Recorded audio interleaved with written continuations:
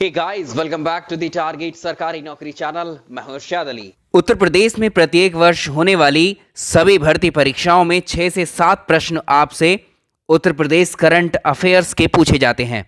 तो इस वीडियो में साल 2021 में उत्तर प्रदेश में जो महत्वपूर्ण घटनाक्रम हुए हैं उन पर आधारित 75 प्लस इंपॉर्टेंट क्वेश्चंस को यहाँ डिस्कस करेंगे, जो आपकी परीक्षाओं के लिए बेहद इंपॉर्टेंट है, जिसमें हम उत्तर प्रदेश के विभिन्न विभागों, आयोगों, संस्थानों में हुई नियुक्तियों पर आधारित प्रश्नों को कवर करेंगे। साथ ही उत्तर प्रदेश का बजट 2021-22 पर आधारित प्रश्नों को करेंगे। इसके अलावा उत्तर प्रदेश वन स्थिति 2019 पर आधारित प्रश्नों को डिस्कस करेंगे। वीडियो आपको पसंद आए तो इसको लाइक ज़रूर कीजिएगा और अपने फ्रेंड्स को भी इसको शेयर कीजिएगा। डेफिनेटली करेक्शन बहुत अच्छा है, आपको पसंद आएगा। तो चलिए शुरुआत करते हैं। आज का पहला प्रश्न देखेंगे, इंपॉर्टेंट मार्क कर लीजिए। अक्टूबर 2021 में उत्तर प्रदेश हिंदी संस्थान ने निम्नलिखित में से किन्हें वर्ष 2020 का भारत भारती सम्मान दिए जाने की घोषणा की है? उत्तर प्रदेश की राजभाषा ऑफिशियल लैंग्वेज हिंदी है। हिंदी के प्रचार प्रसार के लिए उत्तर प्रदेश में एक संस्थान का गठन किया गया जिसका नाम है उत्तर प्रदेश हिंदी संस्थान। इसकी स्थापना लखनऊ में की गई थी 30 दिसंबर 1976 को। इस संस्थान के द्वारा बहुत सारे पुरस्कार, बहुत सारे सम्मान दिए जाते हैं, जिसमें भारत भारती सम्मान उत्तर प्रदेश हिंदी संस्थान के द्वारा दिया जाने वाला सबसे बड़ा सम्मान है। यानी उत्तर प्रदेश हिंदी संस्थान के द्वारा भारत भारती सम्मान जो है साहित्य में दिए जाने वाला सबसे बड़ा सम्मान है। तो वर्ष 2020 की अगर हम बात करें, वर्ष 2020 में जो भारत भारती सम्मान दिया गया है वो शशि भूषण शितांशु को दिया गया है। ये वर्ष 2020 का भारत भारती सम्मान शशि भूषण शितांशु को दिया जाएगा। ये घोषणा अक्टूबर यानी इसी महीने की गई है, अक्टूबर 2021 में। आप कहेंगे हमने तो डॉक्टर सूर्यवाला पढ़ा है। बिल्कुल पढ़ा होगा, क्योंकि डॉक्टर सूर्यवाला को वर्ष 2019 का भारत भारती सम्मान दिया गया था। तो इसके अकॉर्डिंग आंसर करेंगे पांडे शशि भूषण शितांशु। वर्ष 2019 का आपसे पूछा जाएगा तो डॉक्टर सूर्यवाला होंगे। अगली बेहद महत्वपूर्ण इंपॉर्टेंट नियुक्ति है। जून 2021 में उत्तर प्रदेश का नया पुलिस महानिदेशक यानी डायरेक्टर जनरल ऑफ पुलिस किसे बनाया गया है? उत्तर प्रदेश के नए पुलिस महानिदेशक, नए director general of police IPS Mukul Goyal बनाए गए हैं। ऑप्शन ए करेक्ट आंसर है। उत्तर प्रदेश लोक सेवा आयोग की स्थापना 1 अप्रैल 1937 को की गई थी प्रयागराज में। अगर हम बात करें UPPSC यानी उत्तर प्रदेश लोक सेवा आयोग के नए चेयरमैन, नए अध्यक्ष की, तो ये हैं संजय श्रीनेत। Option A. इसके पैरेलली अगर हम राष्ट्रीय संस्था संघ लोक सेवा आयोग यानी union public service commission UPSC कहाँ पर है? दिल्ली में। इसकी स्थापना की गई थी 1 अक्टूबर 1926 को और वर्तमान में इसके अध्यक्ष हैं कौन? प्रदीप कुमार जोशी। तो हमें दोनों को याद रखनी है, ये स्टेट की बॉडी है, उत्तर प्रदेश की है, और ये राष्ट्रीय बॉडी है। नेक्स्ट क्वेश्चन, उत्तर प्रदेश में बनने वाली फिल्म सिटी हॉलीवुड की तर्ज पर बनेगी, ये किस जिले में बनाई जा रही है? उत्तर प्रदेश के मुख्यमंत्री के द्वारा बॉलीवुड के कई सारे कलाकारों के साथ मीटिंग की गई थी उत्तर प्रदेश में एक नई फिल्म सिटी बनाने को लेकर। उत्तर प्रदेश में दिल्ली से सटा हुआ है एक UP का जिला जिसे हम जानते हैं गौतम बुद्ध नगर के नाम से, और इसी गौतम बुद्ध नगर के नोएडा और ग्रेटर नोएडा, ये दोनों ही भाग हैं गौतम बुद्ध नगर जिले के। नोएडा, ग्रेटर नोएडा सिटी दोनों किस में आते हैं? गौतम बुद्ध नगर में ही, और ये NCR का हिस्सा हैं। परीक्षाओं में आपसे नोएडा की फुल फॉर्म पूछ ली जाती है। इसकी फुल फॉर्म होती है new Okhla industrial development authority, Noida की। और नोएडा में ऑलरेडी पहले से ही फिल्म सिटी है, लेकिन नोएडा का जो फिल्म सिटी है उसमें जो न्यूज़ चैनल के ऑफिसेस बहुत ज़्यादा हैं, 1-2 मिलाकर के वहाँ फिल्म स्टूडियो होगा। लेकिन अभी ये घोषणा की गई है कि अब जैसे मुंबई में भारत की सबसे बड़ी फिल्म सिटी है, मुंबई जो है, सबसे ज़्यादा फिल्मों का निर्माण मुंबई में होता है भारत के अंदर, उसी की तर्ज पर मान लीजिए वैसे ही डेवलप किया जाएगा, उससे भी अधिक, ऐसा अनाउंसमेंट किया गया है ग्रेटर नोएडा को। तो उत्तर प्रदेश में जो फिल्म सिटी लगाई जाएगी वो यहाँ ग्रेटर नोएडा में लगाए जाने की बात की जा रही है। तो चाहे ऑप्शन में नोएडा आए, चाहे ग्रेटर नोएडा आए, लेकिन जिला कौन सा रहेगा? गौतम बुद्ध नगर में सेटअप किया जाएगा। और जो खबर मिल रही है वो ये है, यहाँ जो यमुना एक्सप्रेसवे है ये फिल्म सिटी यमुना एक्सप्रेसवे के किनारे ही बनाई जाएगी। हमारे लिए इस सवाल का आंसर हो जाएगा गौतम बुद्ध नगर। हाल ही में किस राज्य ने मुफ्त कोचिंग सुविधा अभ्युदय के शुभारंभ की घोषणा की है? ये घोषणा उत्तर प्रदेश के मुख्यमंत्री के द्वारा की गई है। इस अभ्युदय योजना के तहत जो छात्र सिविल सेवाओं की परीक्षाओं की तैयारी करते हैं या अन्य प्रवेश परीक्षाओं की तैयारी करते हैं, उनको निःशुल्क कोचिंग देने के लिए इस पहल को शुरू किया गया है उत्तर प्रदेश के द्वारा।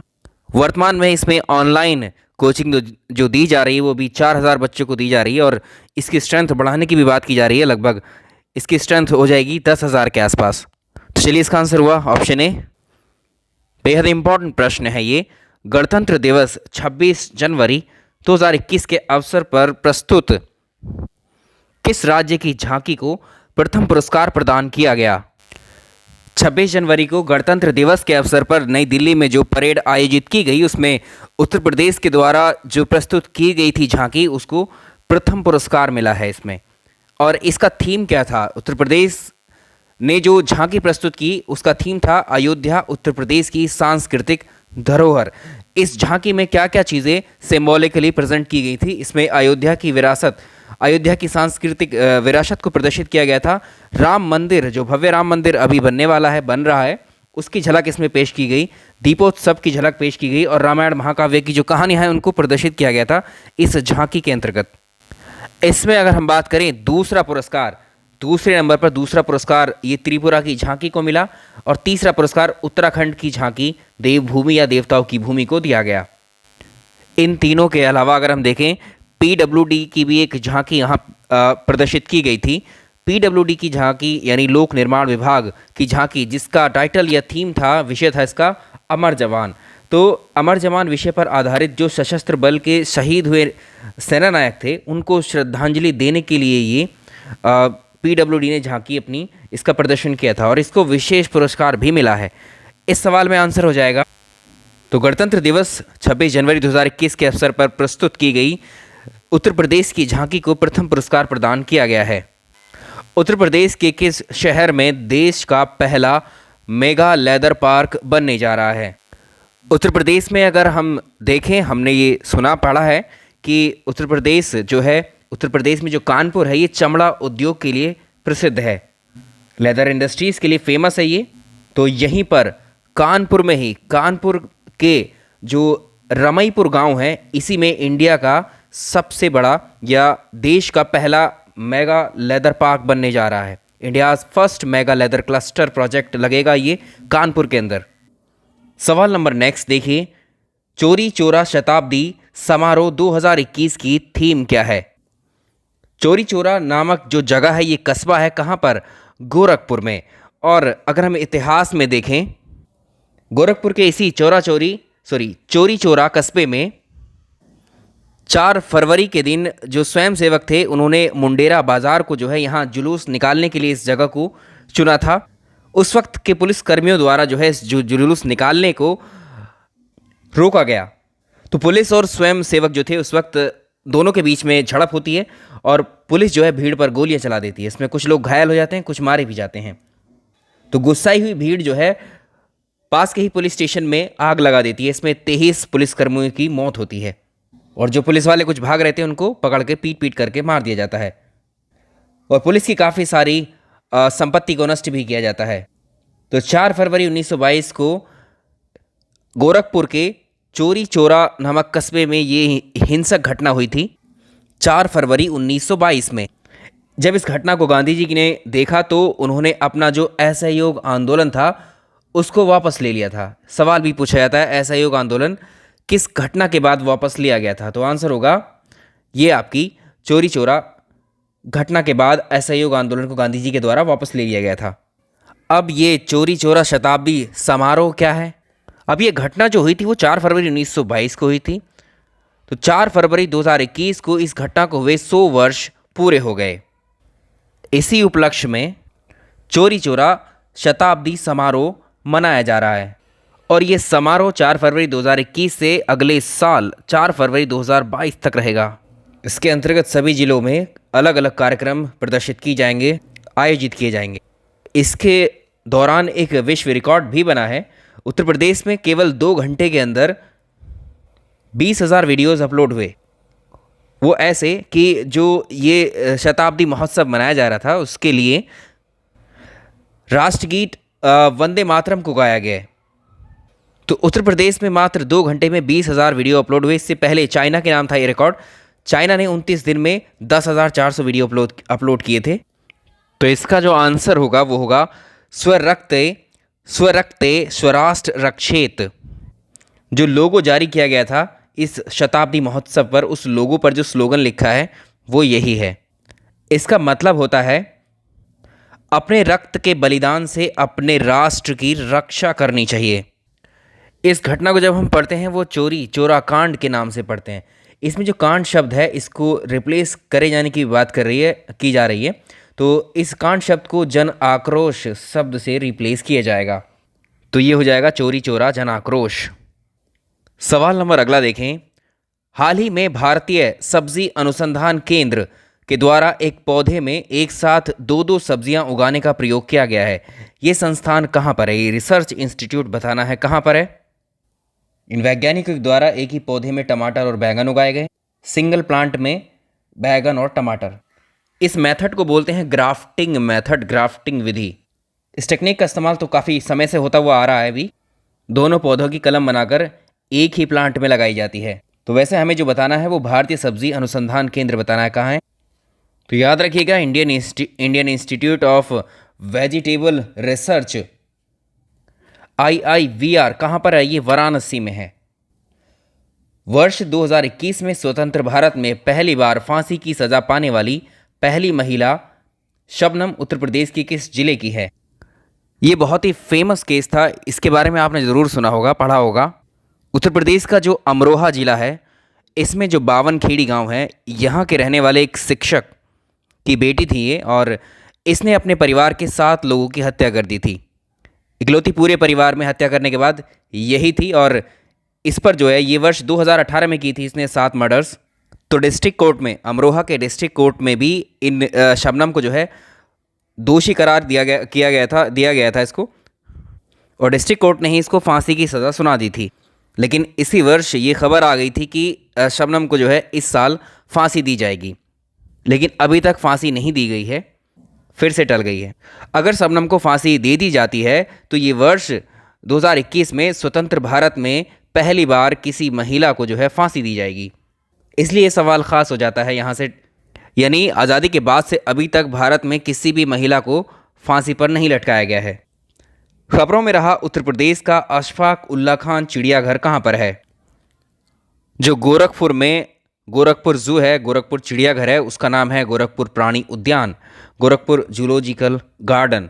इसी का नाम बदलकर शहीद अशफाक उल्ला खान प्राणी उद्यान किया गया है। कहाँ पर है ये? गोरखपुर में। हाल ही में उत्तर प्रदेश सरकार के द्वारा तालबेहट में पहली महिला पुलिस चौकी स्थापित की गई। ये कहाँ पर है? तो ये तालबेहट कहाँ पर है? ये ललितपुर में है। ऑप्शन ए सही आंसर होगा। हाल ही में उत्तर प्रदेश के मुख्यमंत्री योगी आदित्यनाथ ने किस शहर में दस्तक अभियान शुरू किया है?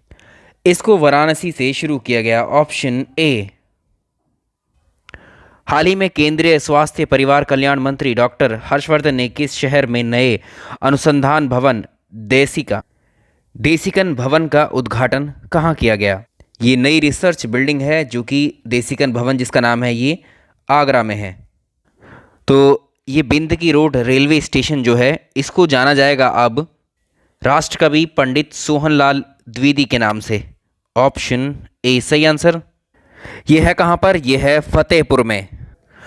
हाल ही में किस राज्य ने ई मंडी परियोजना की शुरुआत की है? इसका आंसर होगा उत्तर प्रदेश। Option A.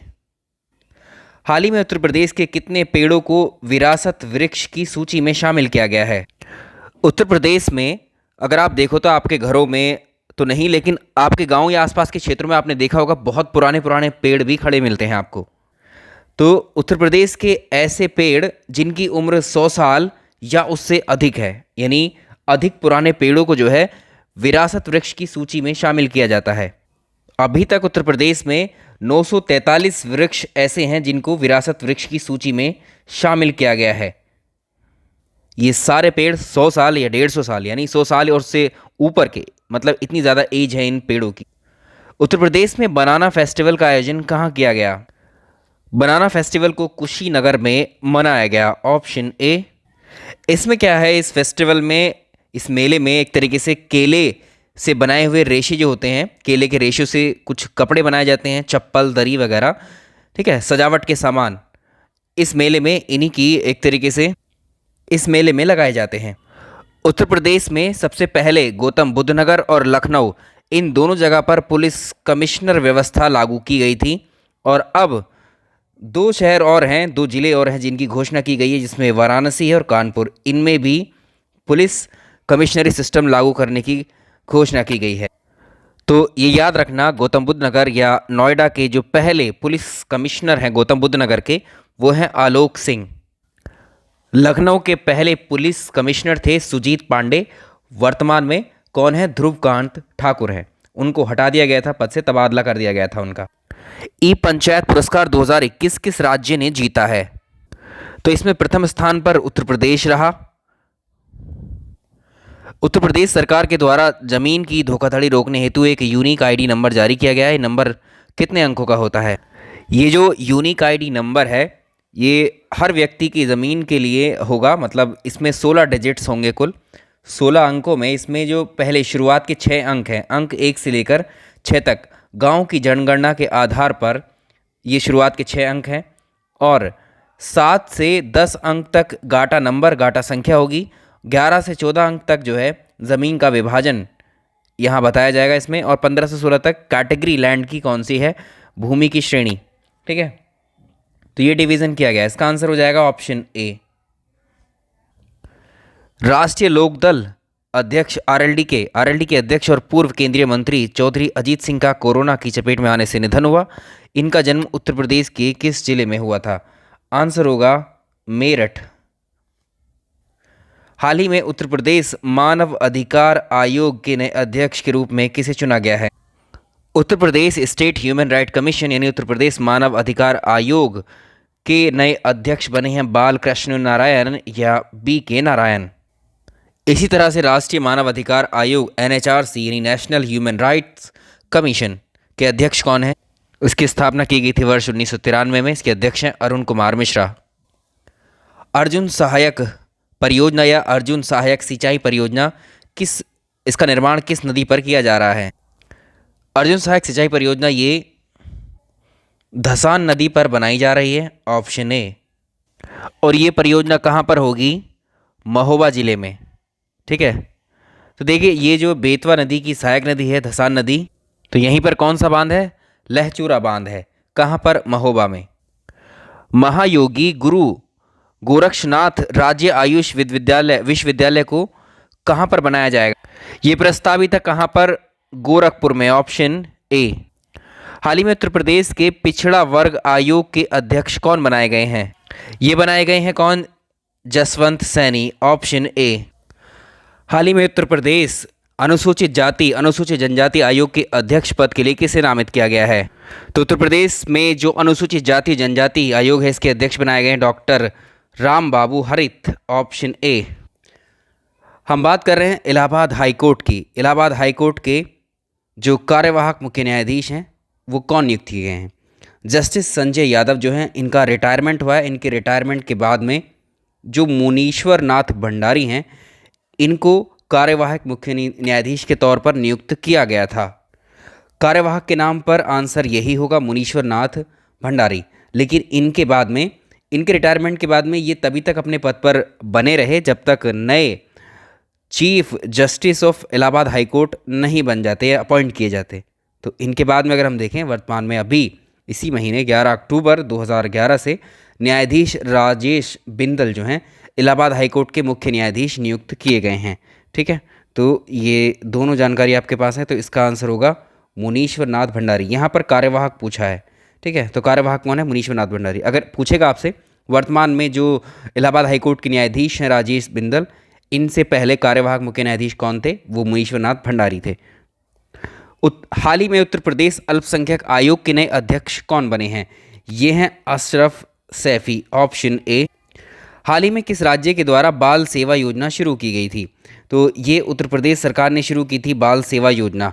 अभी जैसे कोविड के टाइम पर जिन बच्चों के माता पिता का देहांत हुआ है या माता का हुआ है, ये दोनों में से किसी एक का हुआ हो चाहे दोनों का हुआ हो, तो उसकी वजह से जो बच्चे अनाथ हुए हैं या जिनके ऊपर जो है माता पिता का या माता पिता में से किसी एक का भी हाथ नहीं है, उन बच्चों के लिए यूपी गवर्नमेंट ने एक बाल सेवा योजना शुरू की गई है। तो इसमें क्या किया गया है, मतलब 18 वर्ष तक के बच्चों को 4,000 रुपये प्रति माह इसमें दिए जाएंगे और अटल आवासीय और कस्तूरबा गांधी में जो है उनकी पढ़ाई का बंदोबस्त किया गया है।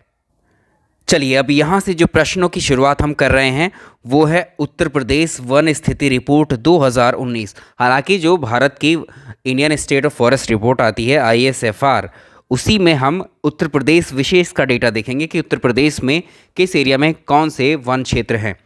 तो इसमें हम पहला जो रेफरेंस लेंगे वो जो शुरुआत का हमारा ISFR का है उसी से लेंगे। राष्ट्रीय वन नीति के अकॉर्डिंग पर्यावरण की दृष्टि से कम कितने प्रतिशत क्षेत्रों पर वनों का आवरण आवश्यक है।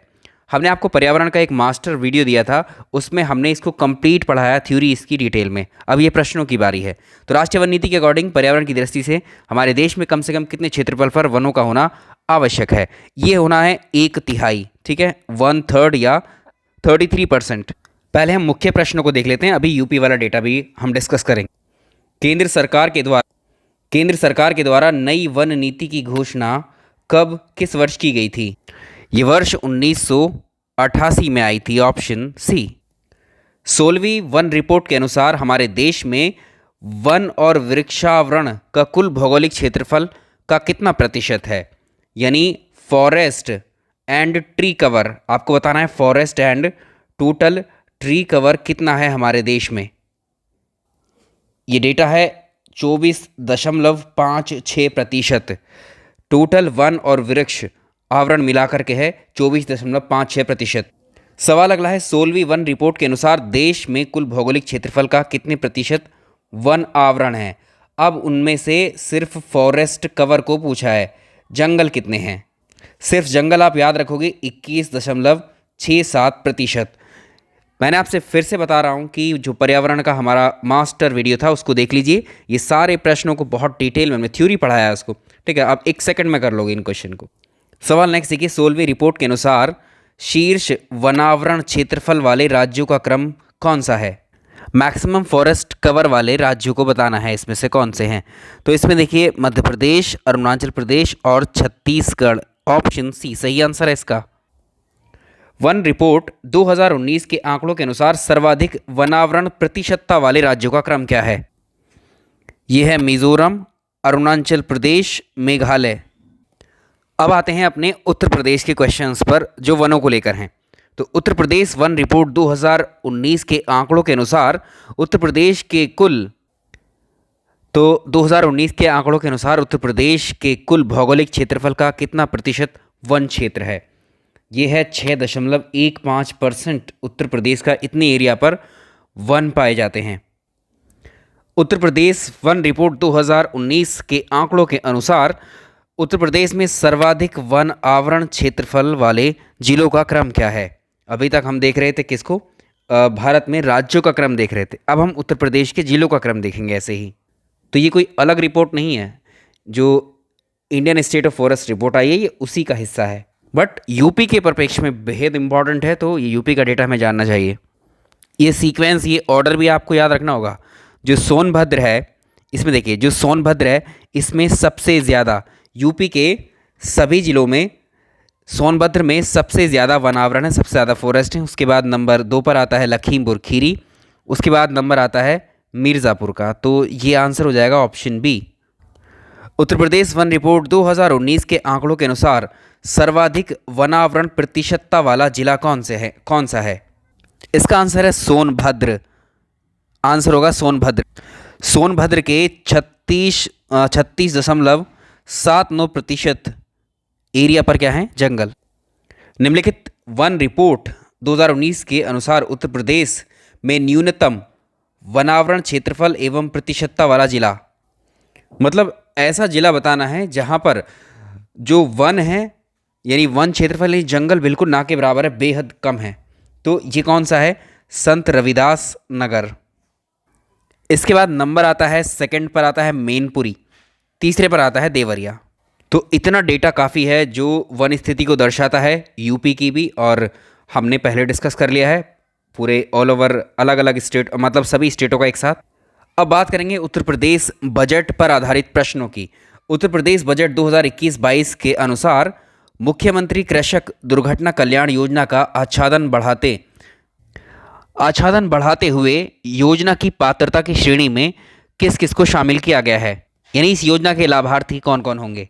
इस बजट के अकॉर्डिंग ऐसे किसानों के लिए ये योजना आई है, प्रदेश के ऐसे किसान जिनकी दुर्घटना में मृत्यु हो जाती है, उनके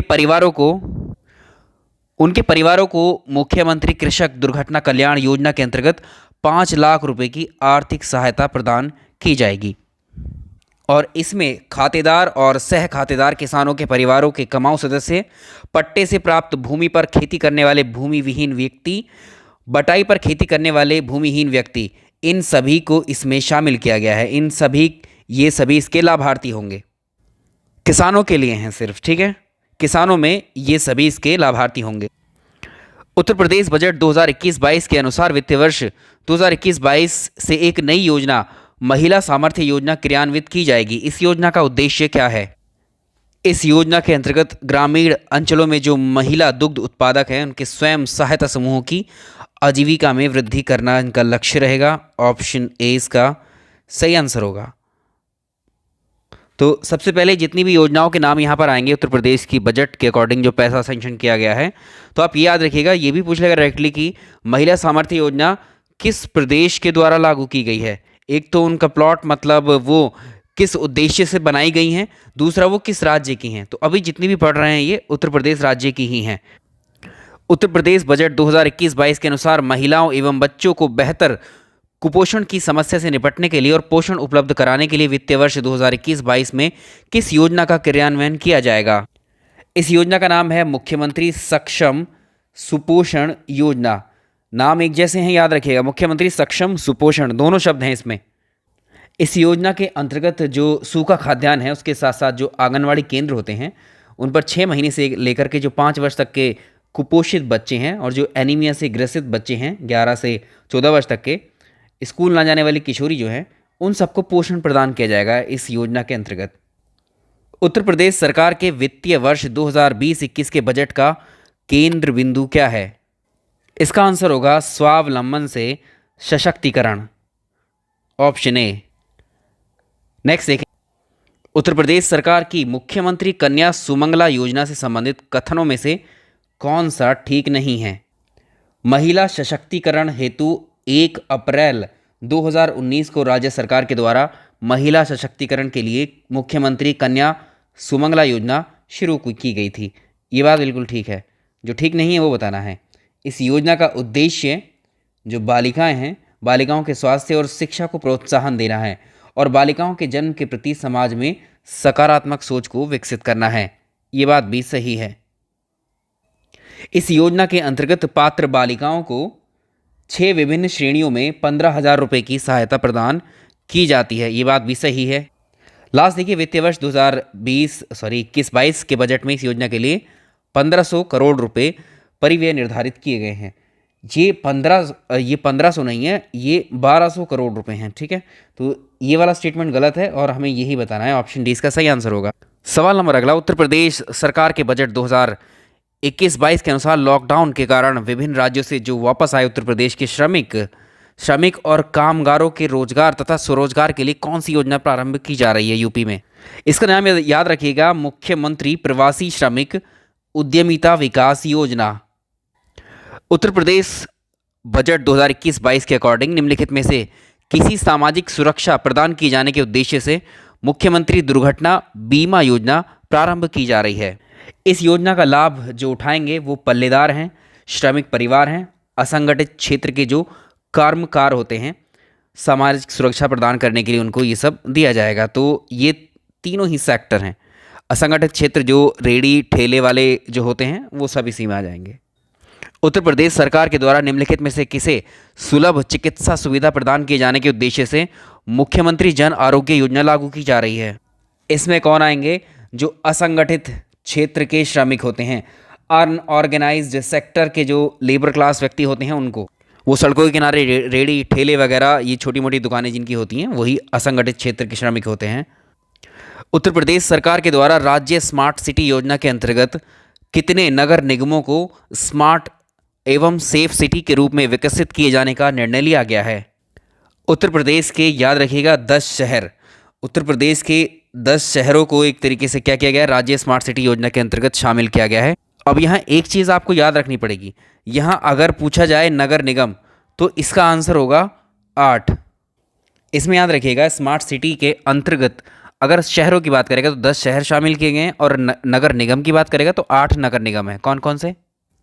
उत्तर प्रदेश के ये 10 सिटीज़ लखनऊ, कानपुर, प्रयागराज, वाराणसी, आगरा, सहारनपुर, बरेली, झांसी, मुरादाबाद, अलीगढ़, ये 10 सिटीज़ जो है स्मार्ट सिटी योजना के अंतर्गत चयनित हुए हैं। और 8 नगर निगम कौन से हैं?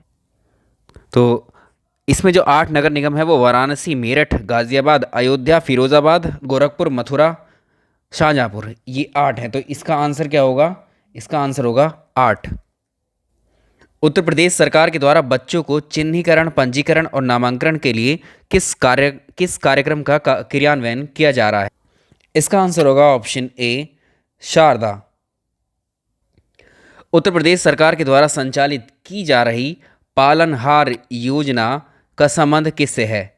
पालनहार योजना का अंतर जो है, इसके अंदर जो है दिव्यांग दंपत्ति के बच्चों का लालन पोषण किया जाएगा।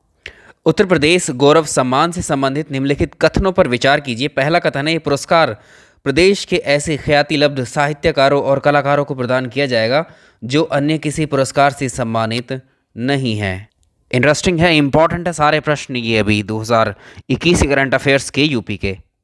उत्तर प्रदेश की राज्य सरकार के द्वारा ये डिसीजन लिया गया है, निर्णय लिया गया है कि जो ख्यातिलब्ध साहित्यकार होंगे, कलाकार होंगे जो किसी भी पुरस्कार से सम्मानित नहीं हो सके हैं, उनको उत्तर प्रदेश गौरव सम्मान प्रदान किए जाने का निर्णय लिया गया है। ये बात सही है। अगला स्टेटमेंट देखें, इस योजना के अंतर्गत प्रत्येक 5 वर्ष अधिकतम 5 व्यक्तियों को सम्मानित किया जाएगा। ये बात बिल्कुल सही है। उसके बाद साथ ही सम्मानित व्यक्ति को 11 लाख रुपए तक की राशि से सम्मानित किया जाएगा। ये बात भी सही है। तीनों स्टेटमेंट सही होते हैं इस हिसाब से। तो इसका आंसर हो जाएगा तीनों, first, second and third. Uttar Pradesh के वित्तीय वर्ष 2021-22 के बजट का आकार क्या है? यह है 5,50,270 crore, option A. Uttar Pradesh budget 2021-22 में किस योजना के अंतर्गत 15,000 सोलर पंपों की योजना की स्थापना की जाएगी? एक योजना है, इसका नाम है प्रधानमंत्री किसान ऊर्जा सुरक्षा एवं उत्थान महाअभियान। इस योजना के अंतर्गत क्या किया जाएगा? खेतों में जो विभिन्न क्षमताओं के अकॉर्डिंग जो है सोलर पंपों की स्थापना करवाई जाएगी सरकार के द्वारा। और 2021-22 में 15,000 सोलर पंपों की स्थापना करने का लक्ष्य निर्धारित किया गया है। उत्तर प्रदेश के किस एयरपोर्ट को केंद्र सरकार के द्वारा अंतर्राष्ट्रीय एयरपोर्ट घोषित किया गया है? बहुत इंपॉर्टेंट प्रश्न है ये है कुशीनगर एयरपोर्ट। कुशीनगर एयरपोर्ट को केंद्र सरकार के द्वारा अंतर्राष्ट्रीय एयरपोर्ट घोषित किया गया है। उत्तर प्रदेश बजट 2021-22 के अकॉर्डिंग आवारा पशुओं के पुनर्वास हेतु संचालित कान्हा गौशाला एवं बेसहारा पशु आश्रय योजना हेतु कितने करोड़ रुपए की व्यवस्था प्रस्तावित है? तो ये है 80 करोड़ रुपए की व्यवस्था।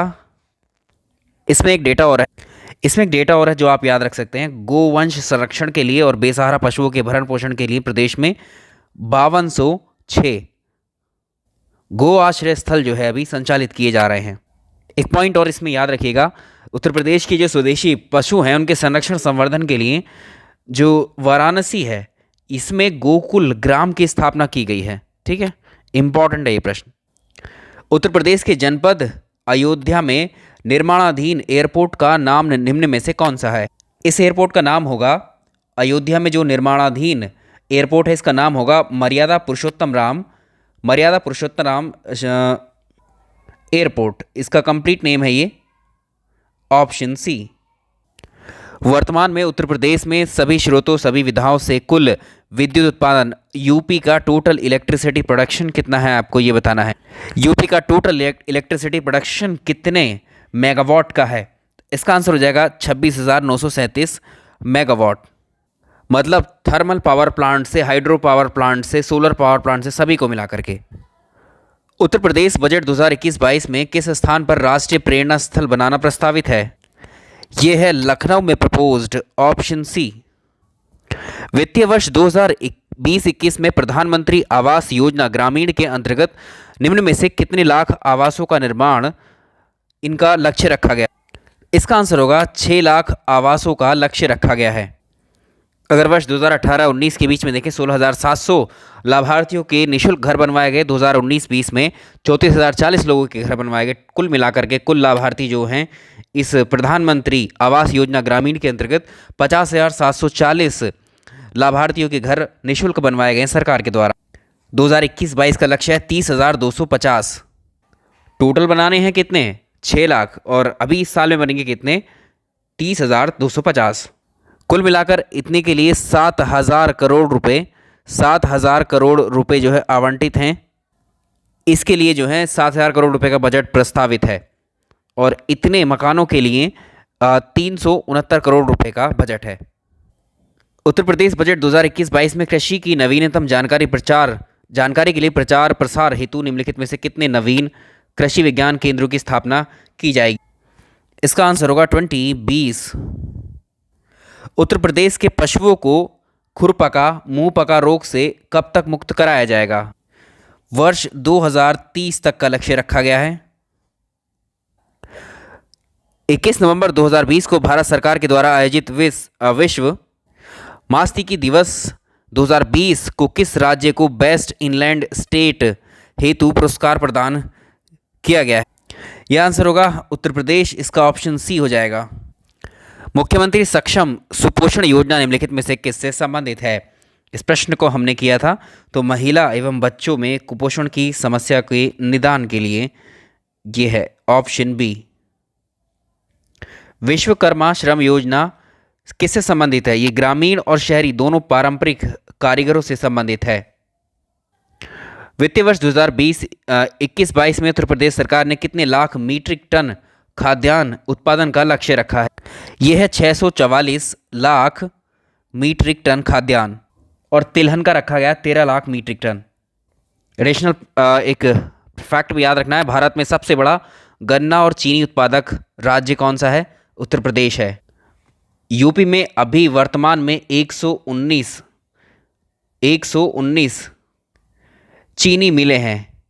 यूपी में 119 चीनी मिलें हैं, और ये पिपराइच चीनी मिल है, ये गन्ने से सीधे एथेनॉल बना रही है। उत्तर भारत की पहली ऐसी चीनी मिल है ये। विश्व में अगर हम देखें मिल्क प्रोडक्शन में, दुग्ध उत्पादन में, तो भारत नंबर 1 है, और राज्यों में देखें भारत के अंदर दुग्ध उत्पादन में उत्तर प्रदेश सर्वप्रथम है, यानी प्रथम स्थान पर है। बजट 2021-22 में निम्न में से किस शहर में जो है स्पोर्ट्स विद्यालय की स्थापना प्रस्तावित है? जो मेरठ जिला है, इसमें मेरठ में नए खेल विश्वविद्यालय की स्थापना की जाने की घोषणा की हुई है इसमें, और 20 करोड़ रुपए इसके लिए आवंटित किए गए हैं। अगला देखिए, शहरी स्वच्छ भारत मिशन 2.0 का कार्यान्वयन किया जाएगा। ये रहेगा 2021 से 26 तक। बजट 2021-22 में किस संघ राज्य क्षेत्र में उच्चतर शिक्षा की व्यवस्था करने के लिए एक केंद्रीय विश्वविद्यालय, एक सेंट्रल यूनिवर्सिटी कहाँ बनाई जाएगी? ये बनाई जाएगी लद्दाख में। ऑप्शन बी सही होगा। वर्ष 2019-20 में फिश प्रोडक्शन के मामले में भारत विश्व में कौन सा स्थान रखता है? तो भारत का दूसरा स्थान है। भारत में वर्ष 2019-20 में शीर्ष दुग्ध उत्पादक राज्य कौन सा है? लार्जेस्ट प्रोडक्शन मिल्क का किस राज्य ने किया है वर्ष 2019-20 में? उत्तर प्रदेश ने। वर्ष 2019 में किस राज्य में मवेशियों की संख्या सबसे ज़्यादा है? ये है पश्चिम बंगाल में, ऑप्शन बी। भारत में कुल पशुधन की दृष्टि से शीर्ष राज्य 2019 का क्रम क्या है, आपको बताना है। तो इसमें कुल पशुधन की दृष्टि से इसमें उत्तर प्रदेश, राजस्थान और मध्य प्रदेश शीर्ष पर हैं। भारत में मत्स्य उत्पादक शीर्ष राज्यों का क्रम क्या है? फिश प्रोडक्शन में कौन से हैं largest state? Andhra Pradesh, Paschim Bangal, Orissa. Option ए।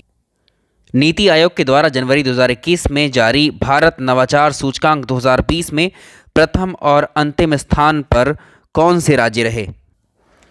कर्नाटक प्रथम और अंतिम पर बिहार। भ्रष्टाचार, जनवरी 2021 में जारी भ्रष्टाचार बोध सूचकांक में भारत का कौन सा स्थान रहा? 86।